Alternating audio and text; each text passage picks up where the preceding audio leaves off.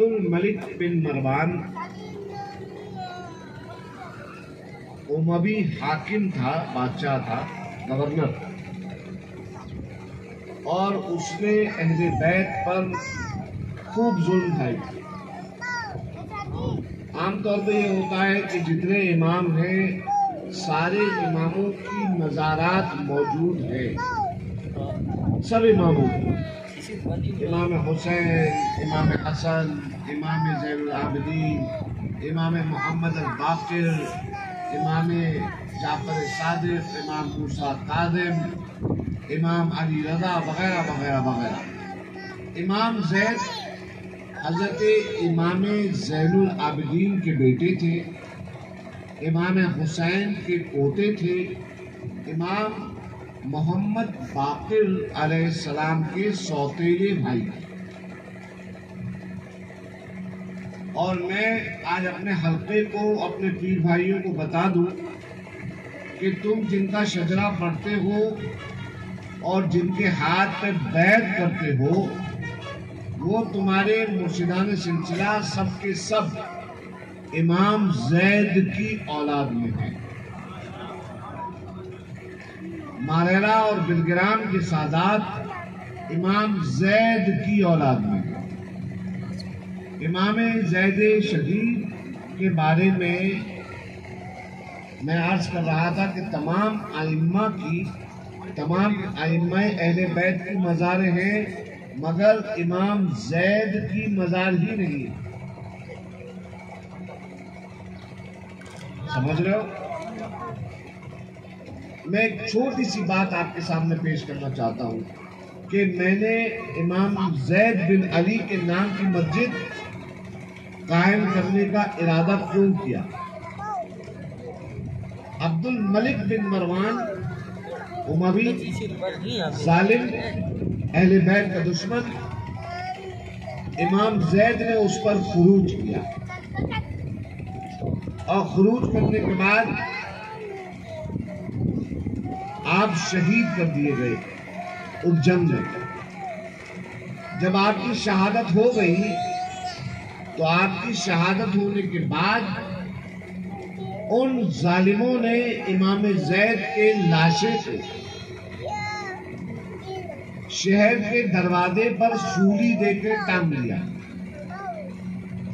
اور 2 سال تک آپ کا لاشِ مبارکہ دروازے پہ ٹنگا رہا۔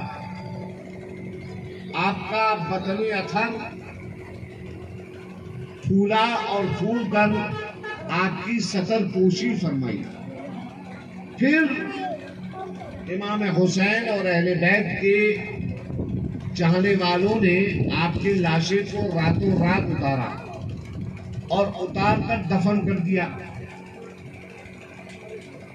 عبد الملک امویوں کو جب پتا چلا کہ حضرت امام زید کا لاشا راتوں رات ان کے چاہنے والوں نے دفن کر دیا ہے تو انہوں نے پتہ لگایا جاسوس بھیج کر، اور جاسوس بھیج کر پتہ لگانے کے بعد ان کی قبر انور میں سے ان کی لاش مبارک باہر نکالی۔ اور اے مسلمانوں سنو، یہ بہت بڑی بڑی فقہ اور بہت بڑے دین اور بہت بڑی خلافتوں کی بات کرنے والوں کی کرتوتیں سنو کہ انہوں نے اہل بیت کے ساتھ کیا کیا۔ لاشا نکلوا کر امام زید بن علی، امام زین العابدین کے بیٹے، امام حسین شہید کربلا کے پوتے، امام علی مرتضی فاتح خیبر کے پر پوتے، رسول اللہ علیہ السلام کی آل پاک آپ کے جسم کے ٹکڑے کیے اور ٹکڑے کر کے ان ٹکڑوں کو جلا دیا، اور جلا کر جب ان کی راکھ بچی تو اس راکھ کو دریائے دجلہ پہ بہا دیا۔ یہ ہے امام زید، جو آج کل جو ہمارے علماء امام اعظم ابو حنیفہ کا عرس مناتے ہیں اور بڑھ چڑھ کر کہتے ہیں کہ ہم حنفی ہیں اور اپنی حنفیت کو بتاتے ہیں، الحمدللہ بتانا بھی چاہیے، مگر یہ نہیں بتاتے کہ امام اعظم شاگرد ہیں امام زید بن علی کے۔ تو زیدیوں کی مثال، زیدیوں کی تاریخ، امام زید کی تاریخ مٹائی جا رہی تھی۔ اس وجہ سے ہم نے عزم کیا ایک حنفی ہونے کے ناطے کہ ہمیں، اور زیدی ہونے کے ناطے کہ ہمیں اپنے اس امام کی نشانی کو باقی رکھنا ہے جس کے جسم طاہر کو ظالم امویوں نے جلا کے راکھ کر دیا تھا۔ اور اس وجہ سے خانقاہ برکاتیہ میں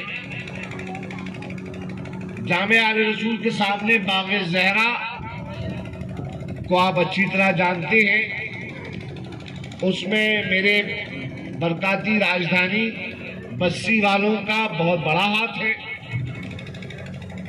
اس کو حاصل کرنے میں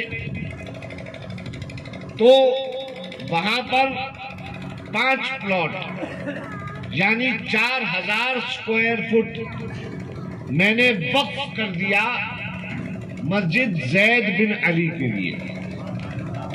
اسی لیے تو وہ دیکھو ایسا ہے نا کہ ہم اپنے بزرگوں کی نشانی کو باقی رکھیں گے تو ہم باقی رہیں گے، ہمارا نام باقی رہے گا۔ خانقاہ برکاتیہ میں جو نیک کام ہوتے ہیں وہ صرف خانوادہ برکات کے، جو خانوادے کے لوگ ہیں ان کی اچھائیوں میں یا ان کے ثواب میں اضافہ کرنے کے لیے نہیں ہے، بلکہ پورا سلسلہ اس ثواب میں شامل ہے، پورا سلسلہ اس ثواب میں شامل ہے۔ اور عام طور پہ یہ ہوتا ہے کہ مساجد میں، خاص طور پہ ہمارے یہاں یہ بر صغیر ہند و پاک میں جو مساجد ہیں ان میں ہماری بہنوں کا کوئی انتظام نہیں ہوتا ہے نماز پڑھنے، بہنوں کے لیے پردے کا کوئی معقول انتظام نہیں ہوتا ہے۔